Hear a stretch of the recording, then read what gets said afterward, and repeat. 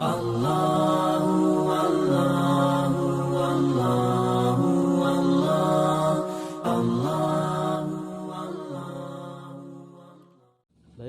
Assalamualaikum warahmatullahi wabarakatuh.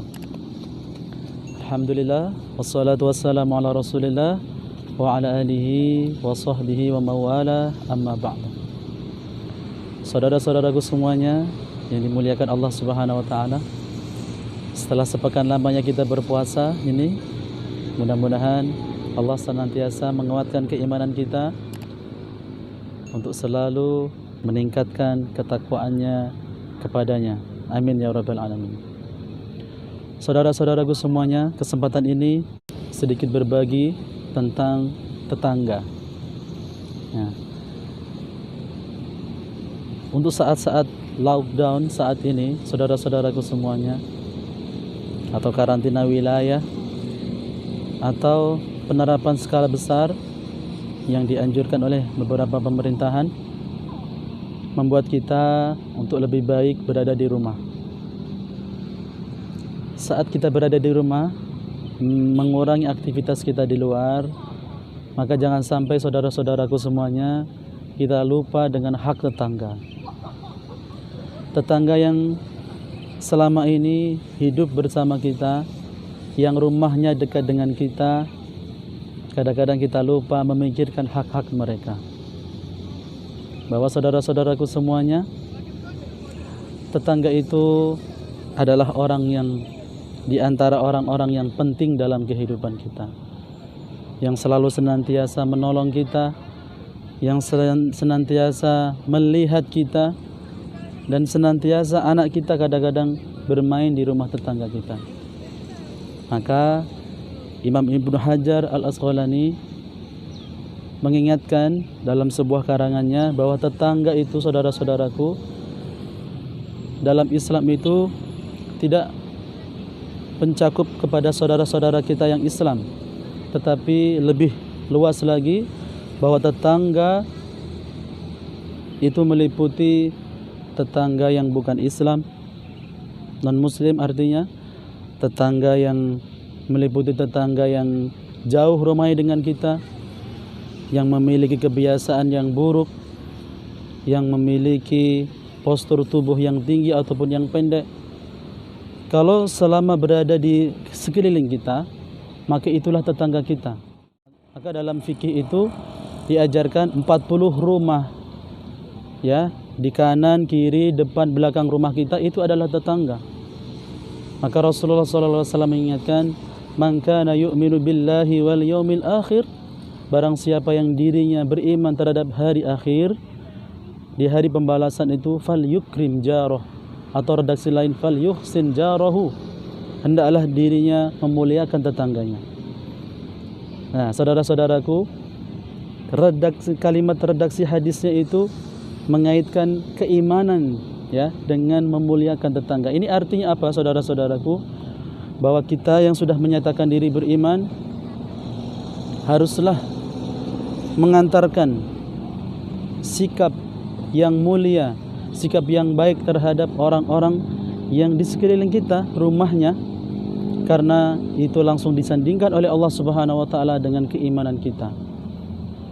Jadi secara tidak langsung, jika kita mengaku diri beriman, mengaku orang Islam, mengaku orang-orang yang percaya dengan hari akhir, maka hendaklah dirinya memuliakan atau menghargai tetangganya. Jadi rasa-rasanya lucu jika seorang dirinya beriman tetapi dia tidak kenal saudaranya, tidak kenal tetangganya, bahkan tidak pernah mengunjungi tetangganya. Na'udzubillahi min dzalik. Maka saudara-saudaraku semuanya, kesempatan ini, apa saja sih hak-hak tetangga kita, orang-orang yang rumahnya dekat dengan kita? Maka terus simak ulasan kami berikut ini. Yang pertama, saudara-saudaraku yang dimuliakan Allah Subhanahu wa taala, yaitu hak kita terhadap tetangga kita ini adalah merasa bergembira terhadap mereka. Ketika mereka, khususnya ketika mereka mendapatkan kelebihan dari Allah Subhanahu wa taala. Bahwa ketika tetangga kita memiliki rezeki yang lebih, haruslah kita bangga terhadap mereka, senang terhadap mereka. Karena apa? Di sisi lain Allah Subhanahu wa taala telah memberikan karunia yang lebih untuk mereka.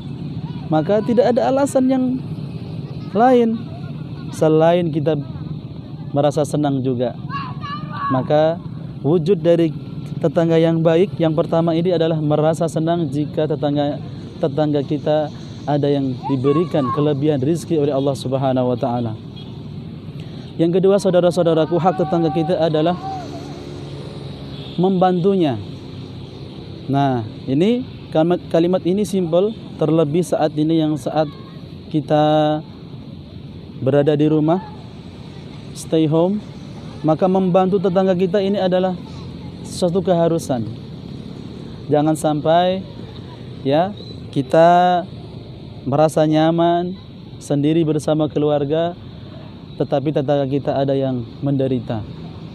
Ayo kita rangkul mereka, kita ajak mereka, kita ajak berdiskusi, bercengkrama, kita agar tahu satu dengan yang lain, agar saling mengetahui satu dengan yang lain ke masalah dan keluhan dari tetangga kita. Laisal mu'min, tidak dikatakan seorang beriman yushbi'u, dia merasa kekenyangan, wajarahu ja'iun, sedangkan tetangganya itu merasa dirinya lapar. Na'udzubillahi min dzalik. Bagaimana kita bisa tidur dengan nyaman sedangkan tetangga kita ini gak bisa tidur gara-gara tidak bisa makan? Maka ini perlu dipertanyakan kembali keimanan kita di hadapan Allah Subhanahu wa taala. Terlebih lucunya lagi, ada tetangga yang tiba-tiba ngangkut barang isi rumahnya, lalu semua isi rumahnya dikeluarkan dan mereka pindah tanpa kita sadari, tanpa kita mengetahuinya apa keluhan mereka. Tiba-tiba tetangga itu pergi meninggalkan kita. Ya Allah ya Rahman, bagaimana sikap kita bagi seorang muslim? Lalu yang ketiga, saudara-saudaraku semuanya, hak kita terhadap tetangga adalah memenuhi undangannya jika kita diundang. Saudara-saudaraku, jika tetangga kita memiliki gawe atau memiliki suatu hajatan, maka sebenarnya tidak perlu lagi kita harus diundang, tetapi secara otomatis kita ringan tangan terhadap mereka, mengunjungi undangan mereka. Apabila undangan itu adalah suatu kebahagiaan, maka kita datang. Lalu yang keempat, saudara-saudaraku yang terakhir, hak tetangga adalah memiliki tenggang rasa atau dan toleransi terhadap mereka.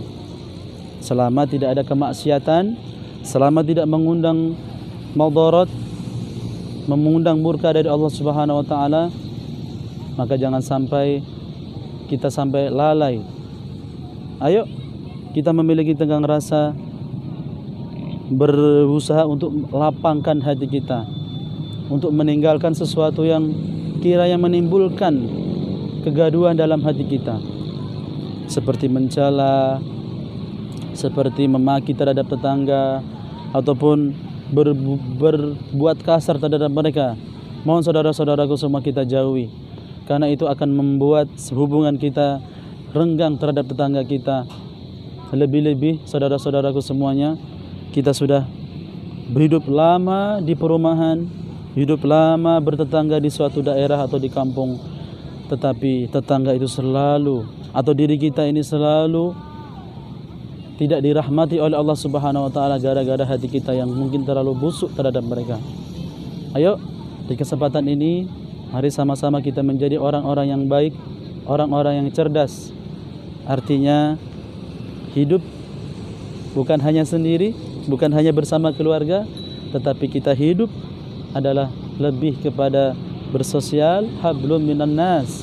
Terlebih sesudah kita hablum minallah, beribadah kepada Allah Subhanahu wa taala. Mudah-mudahan bermanfaat ya. Terus dukung channel ini untuk selalu memberikan yang terbaik untuk kita semuanya.